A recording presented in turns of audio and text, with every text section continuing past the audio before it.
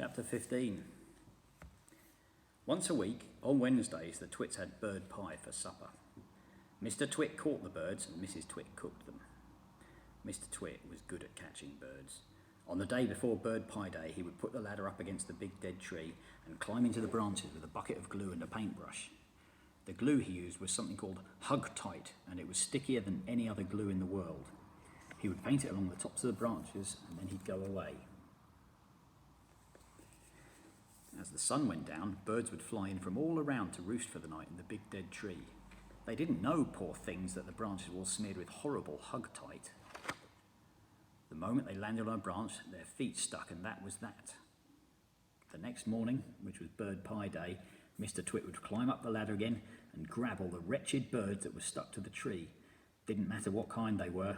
Song thrushes, blackbirds, sparrows, crows, little jenny wrens, robins, anything. They all went into the pot for Wednesday's bird pie supper. Chapter 16. On one Tuesday evening, after Mr. Twit had been up the ladder and smeared the tree with Hug-Tight, 4 little boys crept into the garden to look at the monkeys. They didn't care about the thistles and stinging nettles, not when there were monkeys to look at. After a while, they got tired of looking at the monkeys, so they explored further into the garden and found the ladder leaning up against the big dead tree. They decided to climb up it just for fun. There's nothing wrong with that. The next morning, though, when Mr. Twit went out to collect the birds, he found 4 miserable little boys sitting in the tree, stuck as tight as they could be by the seats of their pants to the branches. There were no birds because the presence of the boys had scared them away. Mr. Twit was furious. "As there are no birds for my pie tonight," he shouted, "then it'll have to be boy pie instead." He started to climb the ladder. "Boy pie might be better than bird pie," he went on, grinning horribly. "More meat and not so many little bones." The boys were terrified. "He's going to boil us," cried one of them. "He'll stew us alive," wailed the second one. "He'll cook us with carrots," cried a third.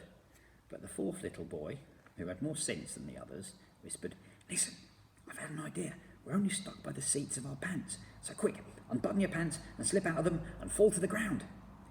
Mr. Twit had reached for the top of the ladder and was just about to make a grab for the nearest boy when they all suddenly tumbled out of the tree and ran for home with their naked bottoms winking at the sun. And there they are. And now for the monkeys. The 4 monkeys in the cage were all one family. They were Mugglewump and his wife and their 2 small children. But what on earth were Mr. and Mrs. Twit doing with monkeys in their garden? Well, in the old days, they'd both worked in a circus as monkey trainers.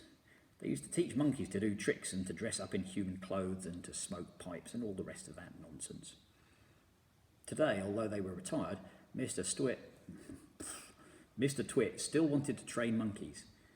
It was his dream that one day he would own the first great upside-down monkey circus in the world.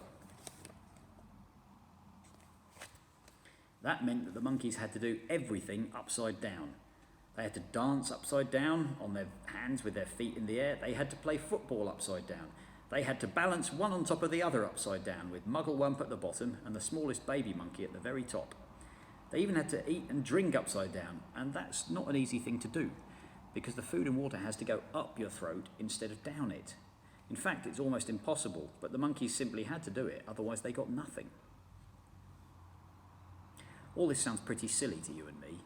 It sounded pretty silly to the monkeys too. They absolutely hated having to do this upside-down nonsense day after day. It made them giddy standing on their heads for hours on end. Sometimes the 2 small monkey children would faint with so much blood going to their heads. But Mr. Twit didn't care about that.